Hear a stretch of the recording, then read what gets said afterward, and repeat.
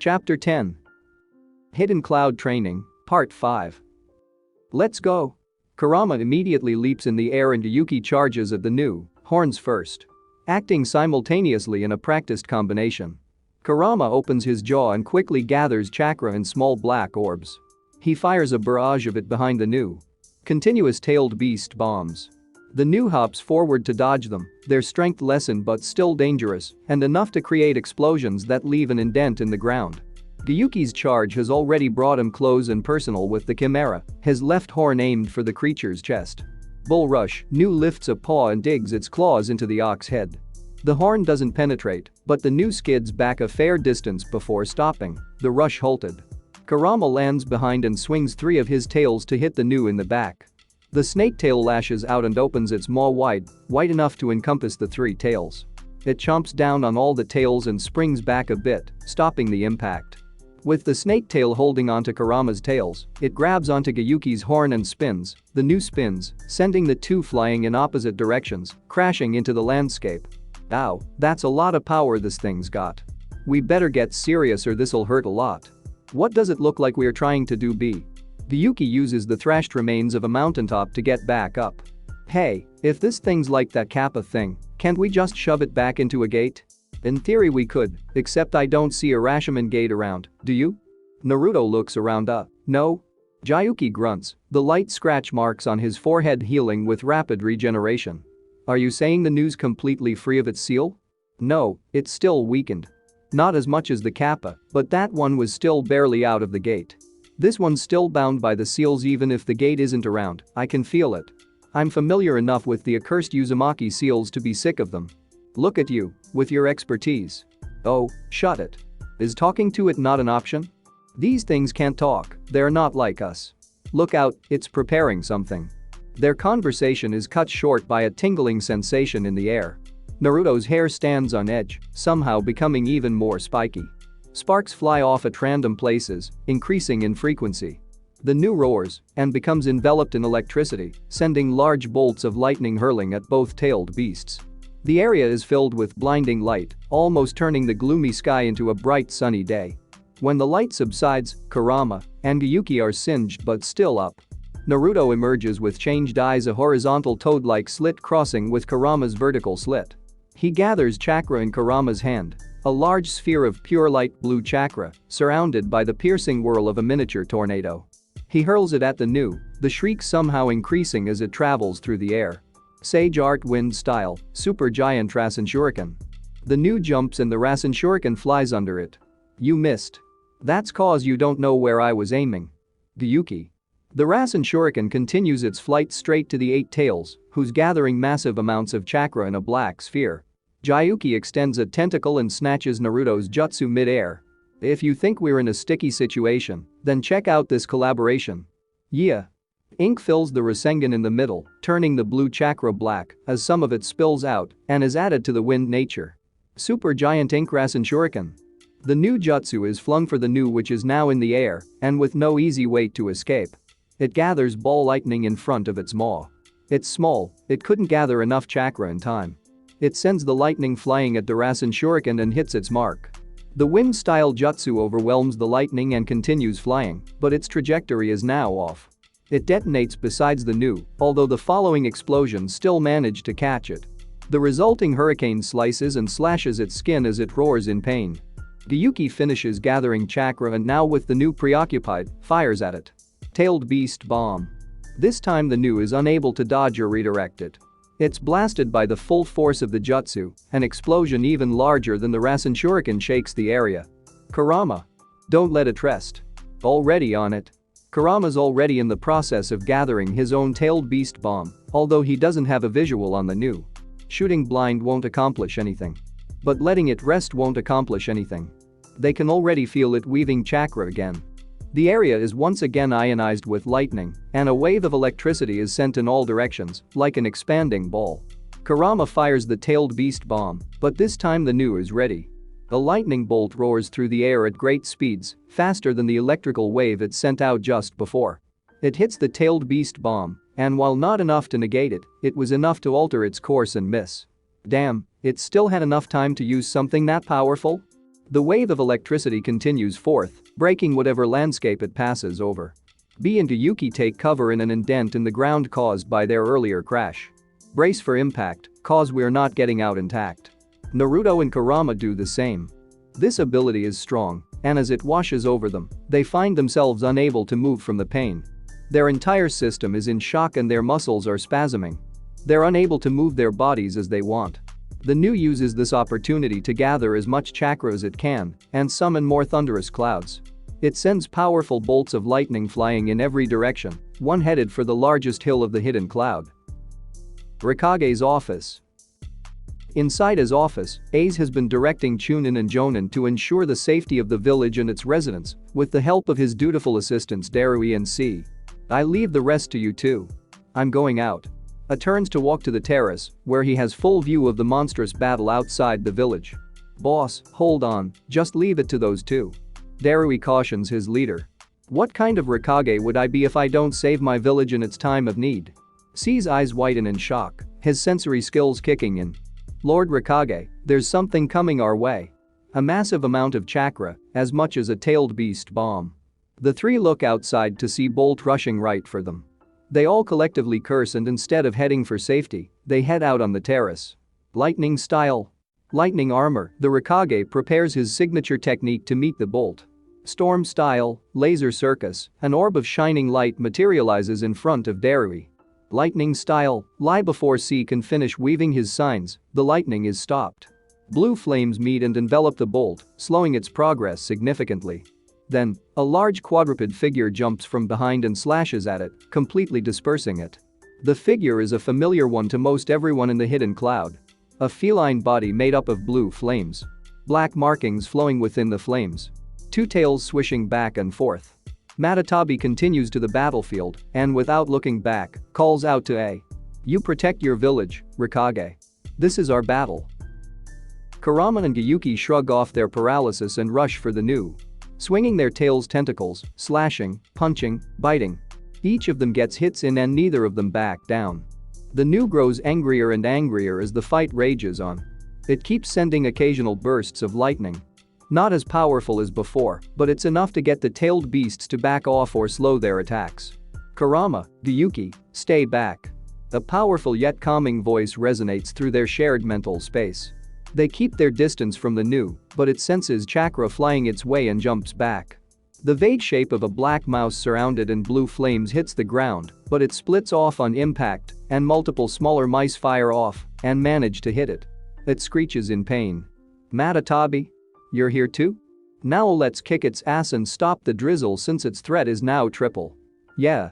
This is my home, as well. I won't allow anyone to tarnish it. Ha. Kurama scoffs. Even though you're free, you still choose to be bound by this place? Pitiful. I owe it to my brother and comrade to remain close and assist him when he needs me. So for him, and for Yugito, I remain. I thought you'd begun to understand that, Kurama. Besides, I don't think the Nu is intimidated by your 9 mighty tails, so it's a good thing I was close. Kurama clicks his tongue. Acting so arrogant. What are going to do with only 2 tails? Gyuki takes position next to his sister. I keep telling you, the number of tails doesn't matter. He corrects his brother, although he knows it's a wasted effort. He instead turns to the 2-tailed cat. Thank you for the assist, Matatabi. Naruto smacks his fist into his palm. Alright, now with the 3 of us, there's no way we can lose. Matatabi gathers more chakra and spits out another mouse fireball. Once again, it splits off into multiple smaller mice. Kurama and Gyuki go for the attack, while it's focused on dodging fiery rodents. Gyuki spits out a cloud of ink, covering most of the Nu in the liquid and blocking its eyes.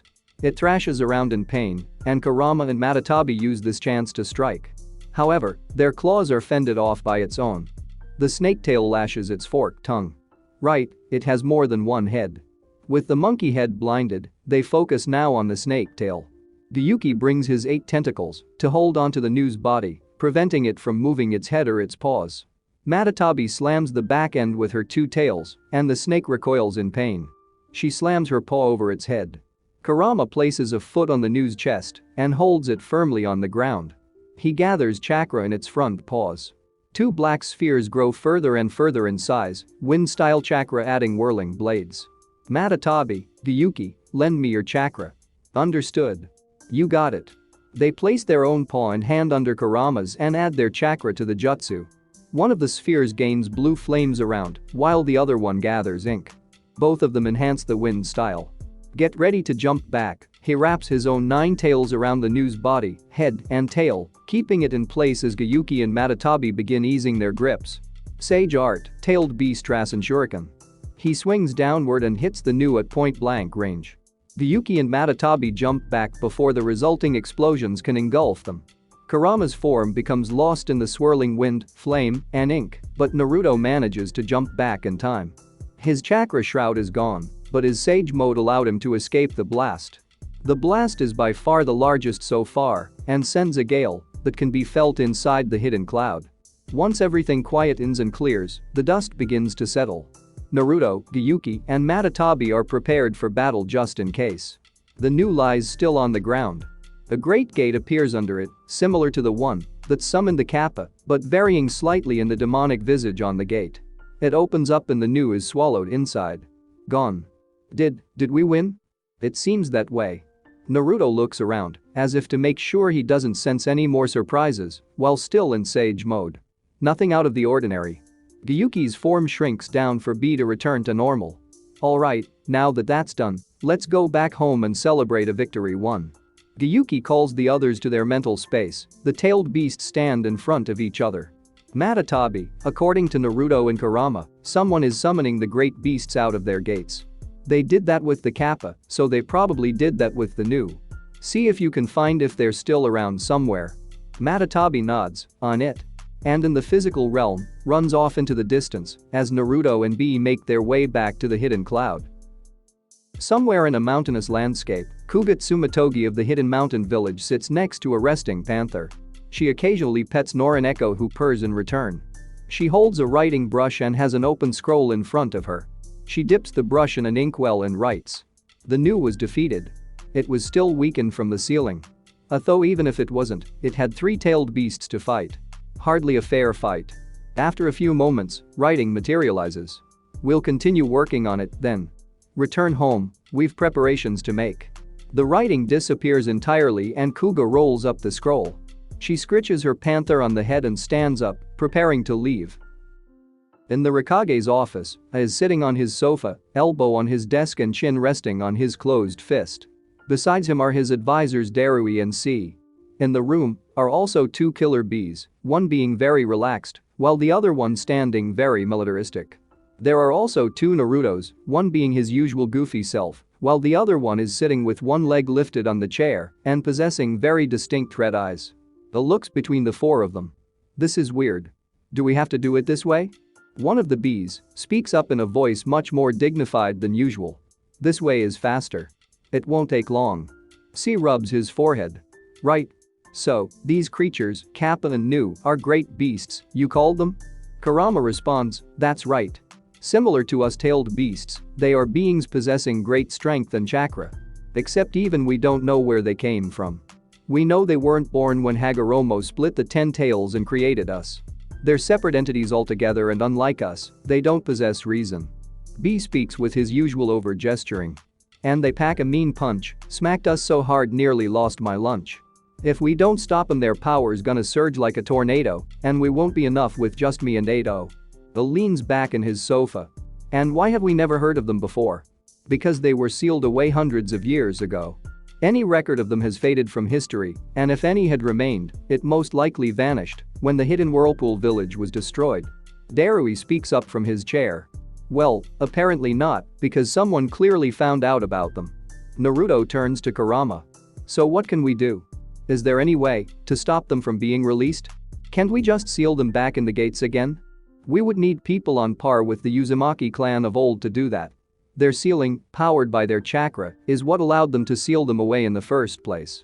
So then let's go to the hidden whirlpool and see if we can find something. That place, my ancestors are from there, they're the ones who kept these things at bay. I gotta figure out how to do it again. Naruto seems more on edge than usual.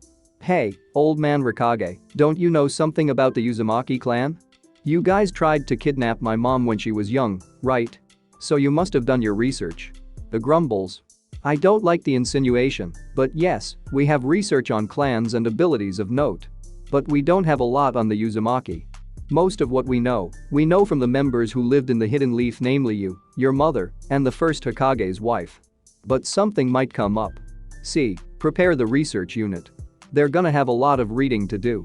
Darui, send word to the Tsuchikage and the Mizukage. The old fossil's done more shady things than we can imagine. He might have something on the Uzumaki that we don't. And the Hidden Mist is currently in charge of what was once the land of whirlpools in the Hidden Whirlpool village. C and Darui nod. Yes, sir. It then turns to Kurama and Yuki. So, is there anything else you can tell us about the great beasts? Kurama hops from his seat and heads for the door. Eight Tails can fill you in on the details. Even then, I only really know some of their identities. We don't even know how many of them there truly are. Any bit helps. At this point, the door to the office swings open, and Hinata enters. Naruto. She sees Naruto in front of her and runs in to hug him. I was so worried, are you okay? Wrong one, Hyuga. The voice coming from the person in front of her is very clearly not Naruto's. Hinata breaks away and gets a closer look at him, seeing the red eyes and more distinct facial markings. You're Kurama? Oh, I'm sorry. She looks flustered, and the real Naruto comes to her and hugs her, laughing. Kurama huffs and dismisses the shadow clone he's inhabiting. How's Katori? She's fine. We saw the entire fight from the hospital, and she was worried about you, so I came to check up on you. Then let's go back. Don't want her worrying. I'll fill you in on what happened. Things went back to normal fairly quickly. Katori and Takai took an additional week to recover from their injuries.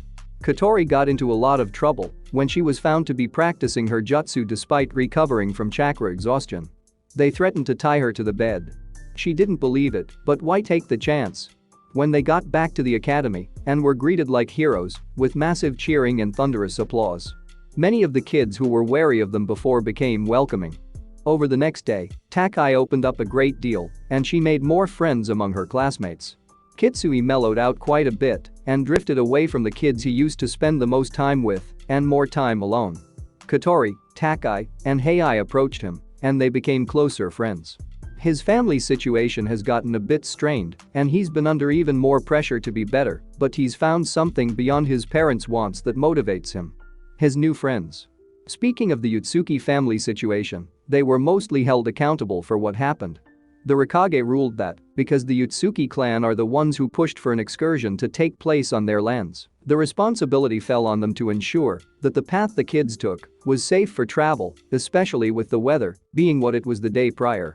Still, the sensei voluntarily stepped down and took paid leave from work, meaning that a substitute took over for the time being.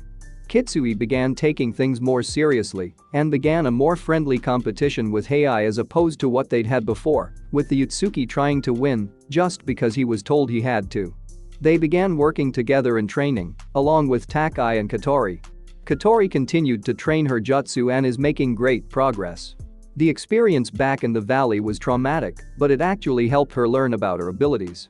She spent a good deal of time with the condors, along with her three friends from the Hidden Cloud. She found out that spending time with them and learning about them, increasing her knowledge, is where her jutsu thrives. The more she knows about the condors, the better she is at summoning and controlling them. During the fall, she was in a panicked state and overexerted herself by summoning a lightning condor that was actually larger than normal, and because of that she expended her entire chakra reserve. With the help of Naruto and Hinata, she started summoning younger chicks and then adolescents. Summoning a grown condor is still taxing on her, and she can't maintain them for long, but now she knows how her jutsu actually works. They're able to help her train better, and her progress is clear as day. Her control over her feathers has also drastically increased. If she summons too much, she loses her focus and they fall, but it's something. As a test, Naruto and Hinata began teaching her about sparrows. There are some that fly around, not in a dedicated place like the condors, but she started being able to summon sparrow chicks by observing them in the wild. They're not certain as to why, but she's able to summon more sparrows than condors and use them simultaneously. Hinata guesses it's something to do with size and because maintaining them requires less chakra. All in all, the remaining 3 weeks of their stay were very productive and much more fun than the first month. Sadly for everyone involved, though, the 2 months that Naruto and Hinata were scheduled to stay came to an end, and it was time for them to move on and continue on their mission. Naruto, Hinata, and Katori find themselves once more in the Hokage's office, this time for the final time, as they're scheduled to depart later today. Hands Naruto a scroll.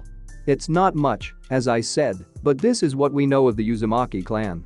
It's nothing useful and is more general knowledge, but it may help you connect to your lost clan. Naruto takes it and holds it close. Thank you. It means a lot. And this, he hands Hinata another scroll. You can consider a sign of goodwill. Our research team stumbled across it while looking for information on the Uzumaki. Visibly confused, she takes the scroll and opens it, reading through its contents. What is this? Records from over 70 years ago, long before the hidden village system was established.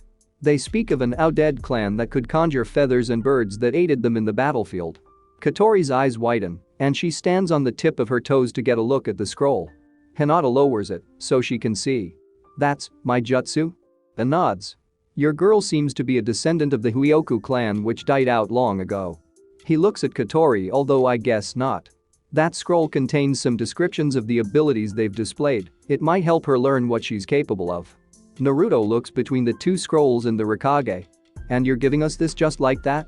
This is valuable information, isn't it? There's no way you can just part with it like it's nothing. He stares at Naruto sternly. You're right. The old me probably would have demanded something outrageous in return and keep you hostage if you refuse. Katori gulps. He looks scary, but he's always been friendly when they've met.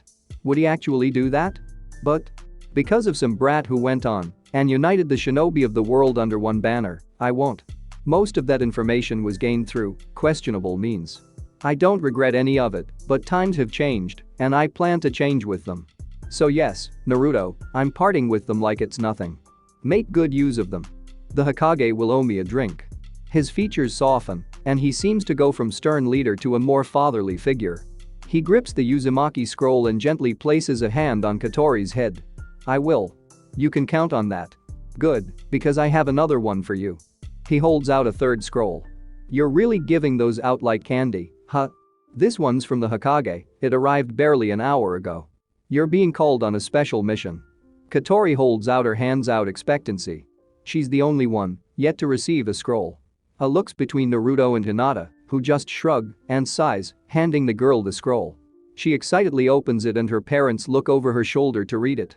Hinata kneels down to get a better look. This is a summons to the fire capital to attend negotiations? In a week's time, yes. Hinata stiffens her expressions. This is about the land of rice paddies being absorbed by another nation. The lands of fire and woods are each vying for it, and the rice paddies daimyo will decide who his lands will go to. She suspected something of the sort might happen. A nation losing its land is sad news, and this could potentially cause conflict between the nations, or other uninvolved nations might take issue with someone else gaining new territory. It was always bound to be a complicated matter. But why are we being called? Isn't it something for Granite Tsunade to deal with? Hinata stands up. I presume it's a display of might. The land of fire is home to the hero who saved the shinobi world. The fire daimyo wants to show off that fact and to say that the land of rice paddies would prosper better under us. Ha, you've got a good head on your shoulders, Hyuga. I imagine you're right. That's definitely something I'd do, at least. Naruto scowls. So I'm basically just going to be paraded around? Welcome to upper politics, kid. If you plan on being Hokage, this is something you'll have to deal with a lot, whether you like it or not. One thing worries me. Hinata looks concerned. A week should be just enough for us to reach at normal speed, but with Katori looks up to her, determined. I'll be fine. I've gotten a lot stronger. I can keep up.